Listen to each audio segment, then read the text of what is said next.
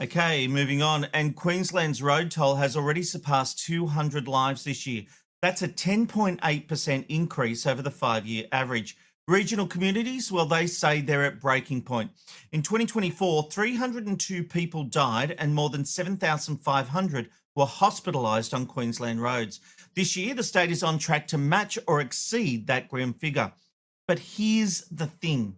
The previous Labor government hiked fines dramatically, promising it would reduce the toll. You might remember back in 2022, the then Labor government hiked up traffic fines in its planned 10-year road safety strategy. At the time, then Minister for Transport, Mark Bailey, said that the changes were consistent with the goals of the National Road Safety Strategy, saying, "Today we are reaffirming our commitment to zero road deaths and serious injuries by 2050 by cracking down on driver behaviour." So how's that going? Well, we know Queenslanders are paying exorbitant fines, and in 2022-23 financial year, Queenslanders paid $332 million in speeding fines. That's up 35% in just 12 months. Then in 2023-24, fines rose another 7.7%. And in the 2024-25 financial year, Queensland government raked in almost $500 million in traffic fines.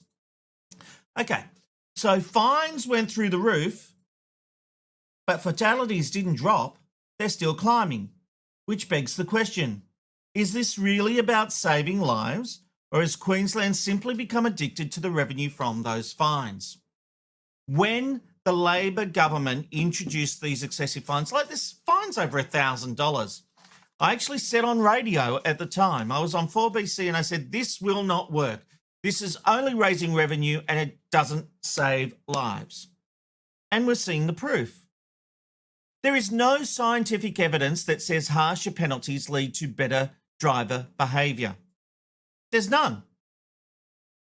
You can make the fine higher and higher, but it doesn't change behaviour.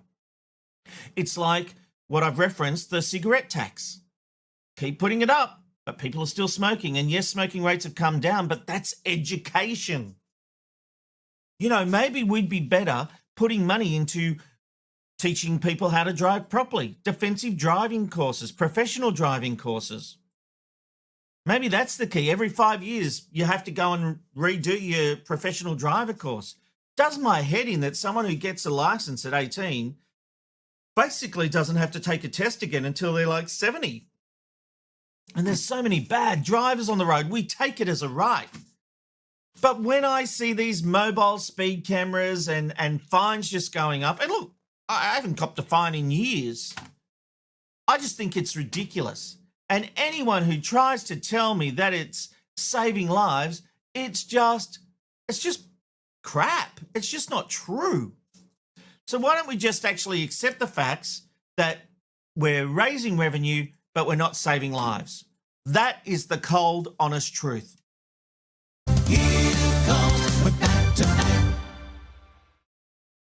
Well, I think Judge Rob has spoken there. Hard fines don't work. Calming down, Amanda. Calming down. Yeah? Let me know your thoughts. I'm getting to your feedback shortly, and then we might go somewhere. I wonder where we're going on our random live shot of the day. Can't wait to find out. Well, look, you might have seen this shocking story in New Zealand where a man who'd been on the run for 4 years, he died after a police shootout. It is a terrible story. However, there's just something I can't get out of my head regarding the press conference. And that's the way the police officer holding the press conference pronounced the name of the town. Have a look. What I can tell you is that at about 2:30 a.m. today, police received a call from a member of the public that they believed they were witnessing a burglary in action at a rural farm supply store in Pew Pew. She got the name wrong. Pew Pew! That's how you pronounce it, isn't it? Anyone who's ever seen Star Wars? Pew Pew! I said, Manda, Pew Pew!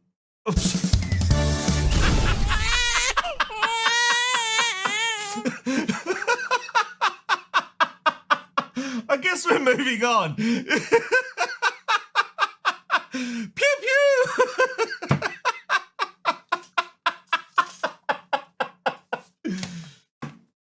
Do you know you actually have a way of making me laugh that no one else does, and which is nice because she was a bit angry with me before.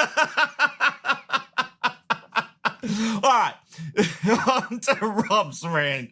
Remember when Donald Trump introduced us to the term fake news? Fake news, fake news. I wish I could do a Donald Trump impersonation.